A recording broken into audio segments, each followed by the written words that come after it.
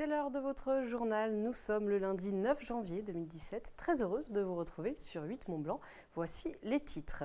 500 personnes ont assisté aux obsèques de l'ancien champion et créateur de la station de ski d'Avoria, Jean Vuarnet. Elles étaient organisées cet après-midi à Morzine. De nombreuses personnalités, montagnards, élus, skieurs avaient fait le déplacement pour rendre hommage à ce précurseur. Nous étions sur place. Nous irons ensuite à Tignes, où un projet est bien loin de faire l'unanimité. La station savoyarde entend construire le premier dôme ski des Alpes d'ici 2019. Un projet de 62 millions d'euros qui pose question à plus de 2000 mètres d'altitude. C'était il y a une semaine. Jean Vuarnet nous quittait à l'âge de 83 ans. Depuis, les hommages se sont multipliés. L'ancien champion olympique et créateur de la station d'Avoria était apprécié de tous. Il y avait du monde donc, beaucoup de monde aujourd'hui pour ses obsèques organisées chez lui, à Morzine. Pauline Courceau a recueilli quelques témoignages sur place. On la retrouve à Morzine. Elle est accompagnée par Emmanuel Jaude. C'est une vive émotion qui régnait ici à Morzine pour les obsèques de Jean Vuarnet. Beaucoup de monde pour rendre un dernier hommage au champion. Le cercueil est entré devant une haie d'honneur organisée par le SF d'Avoria. Pour vous donner une idée de l'importance de Jean Vuarnet ici à Morzine, l'église était trop petite pour pouvoir accueillir tout le monde. Des écrans ont donc été installés sur la place pour pouvoir suivre cette cérémonie. Beaucoup de monde, donc je vous le disais, de sa famille bien évidemment, de la classe politique, mais également du monde du ski. Je vous propose d'écouter Léo Lacroix, ancien skieur et ami de Jean Vuarnet. En ce qui me concerne, j'ai participé avec Jean Vuarnet tout à fait au début de la création d'Avoria. On a passé des grands moments à préparer les pistes de ski, à essayer d'épiloguer de quelle manière on pouvait éventuellement rejoindre la France, la Suisse, enfin améliorer plein de choses. Et aujourd'hui, quand on se remémore ce genre de choses, oui, c'est un moment très important pour moi. De son œuvre, il va rester plein de choses, mais la plus importante et la plus visuelle en quelque sorte, c'est bien évidemment ce qui s'est passé sur Avoria, en dehors du ski proprement parlé. La position du ski, c'est une chose, mais ce qui s'est passé sur Avoria en est une autre. La classe politique était également présente pour saluer un visionnaire, un homme qui a profondément changé la montagne. Je vous propose d'écouter Sophie Dion, députée de Haute-Savoie. C'est à la fois un énorme monsieur, c'est un magnifique ambassadeur du ski français, mais aussi du ski international. Et c'est aussi l'enfant du pays. Donc voilà, on est tous très émus, on est tous très tristes, profondément tristes, mais on se souvient de tout ce qu'il a fait, de cette vie extraordinaire qu'il a eue, ce titre de champion olympique, cette extraordinaire aventure avec Avoria qu'il a créée, et puis ensuite ce fabuleux chef d'entreprise qu'il était. Donc il a eu une vie extrêmement riche, extrêmement remplie et avec un énorme talent et une aventure humaine extraordinaire. Jean Vuarnet était donc indissociable de la station d'Avoria. Il y a 50 ans, il a inventé un concept. Pour cet anniversaire, il devait bien évidemment faire partie des cérémonies. Un hommage lui sera d'ailleurs rendu ce samedi, un hommage pour un homme qui a marqué son époque. Nous, on a la chance de travailler dans un cadre merveilleux grâce au travail de Jean et d'une poignée de montagnards courageux de l'époque. Et puis voilà, un grand merci, c'est tout ce qu'on peut dire. Un grand merci à cette génération et à Jean, quoi. Mais il représentait beaucoup de choses. Il représente aujourd'hui notre quotidien, car c'était une personne visionnaire qui a amené aujourd'hui, certes, Avoria, les Portes du Soleil. Aujourd'hui, ce domaine est mondialement connu, c'est le plus grand domaine international du monde. Et c'est vrai que Jean Vuarnet, aujourd'hui, tous les cœurs des moniteurs sont tristes, car cette personne était incroyable, visionnaire. Chacun voudrait lui ressembler. Aujourd'hui, notre rôle chacun, c'est essayer d'apporter ce qu'il a apporté au monde du ski près de ces gens qui apprennent à skier, qui viennent des quatre coins du monde, qui viennent dans les Portes du Soleil, et justement aller dans le même sens que Jean Vuarnet, qu'on leur laisse un souvenir impérissable de ce domaine skiable. Jean Vuarnet sera incinéré demain dans l'intimité familiale. Ses cendres seront dispersées le 15 janvier prochain sur les hauts forts d'Avoria lors de la cérémonie des 50 ans de la station. Direction la Haute-Tarentaise et la station de Tignes, plus précisément, où la municipalité s'est lancée dans un très ambitieux projet qui pourrait voir le jour dans 2 ans. Un nouveau village du Club Med de plus de 1000 lits va être construit à l'endroit même du parking du Val du Claret. Et le premier ski-dôme des Alpes serait aussi construit juste à côté. C'est surtout ce projet de piste couverte, enneigée artificiellement, qui est au centre de tous les débats. Sébastien Germain fait le point.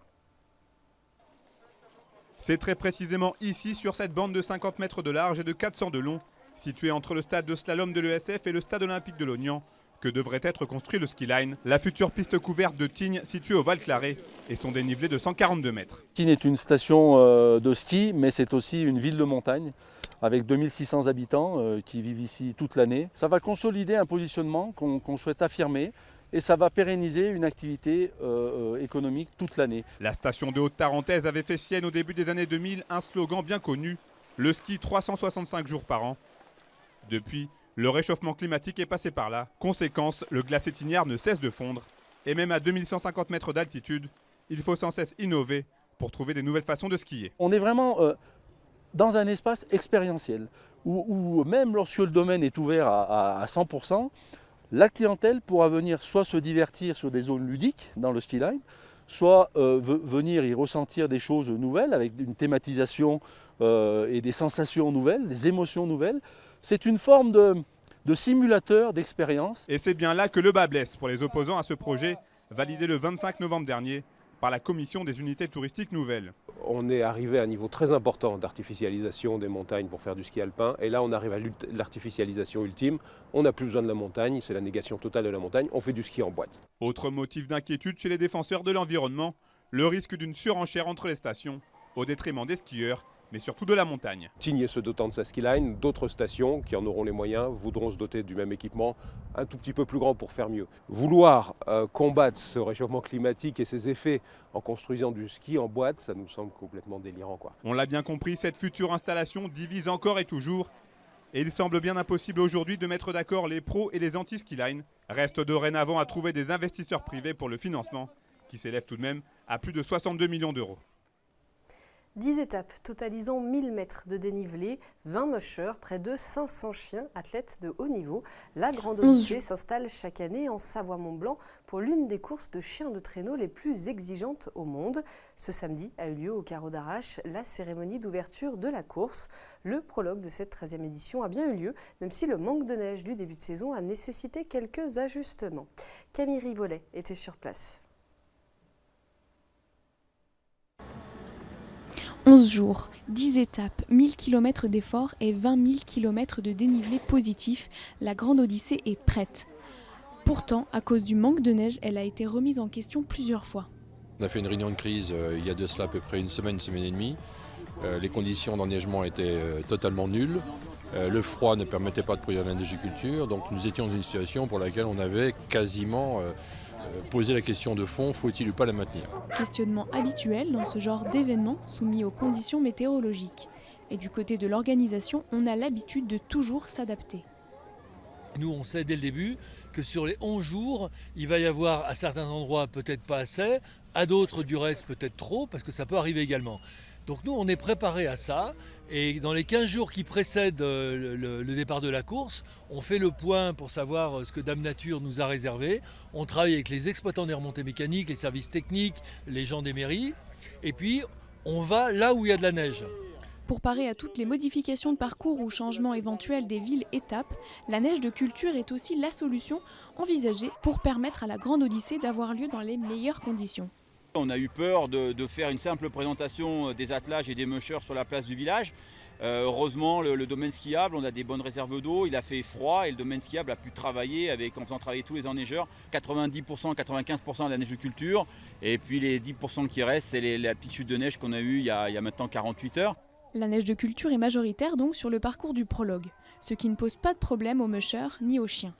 Pour Rémi Cosse, tenant du titre et vainqueur de ce prologue, le parcours reste correct. Il en manque un petit peu pour faire les parcours initiaux, mais par contre l'organisation a mis en place des parcours annexes qui vont être tout aussi physiques et techniques. La Grande Odyssée poursuit son chemin à travers Savoie-Mont-Blanc jusqu'au 18 janvier. Les chutes de neige prévues dans la semaine devraient être favorables au bon déroulement de la course. Un mot de politique pour terminer. Dans 2 semaines, les électeurs de gauche pourront choisir celui ou celle qui les représentera lors de l'élection présidentielle. Les primaires auront lieu les 22 et 29 janvier prochains. 7 candidats sont en lice. Le Parti socialiste l'a annoncé ce lundi. 7530 bureaux de vote seront ouverts partout en France. Il devrait y en avoir 92 en Pays de Savoie. C'est un peu moins que lors des primaires de 2011. Les fédérations départementales font d'ailleurs appel aux volontaires pour aider à l'organisation de ces élections. C'est notamment le cas en Haute-Savoie si ça vous intéresse. C'est la fin de cette édition. Merci de votre fidélité à l'info sur 8 Mont Blanc. Merci à toute l'équipe. Tout de suite, vous retrouvez Alexis-Olivier Sbriglio pour Grand Format. Nous reviendrons sur la renaissance de l'usine Trimette. Et dans une demi-heure, ne manquez pas Sport 8 avec Sébastien Germain. Passez une très belle soirée. À demain.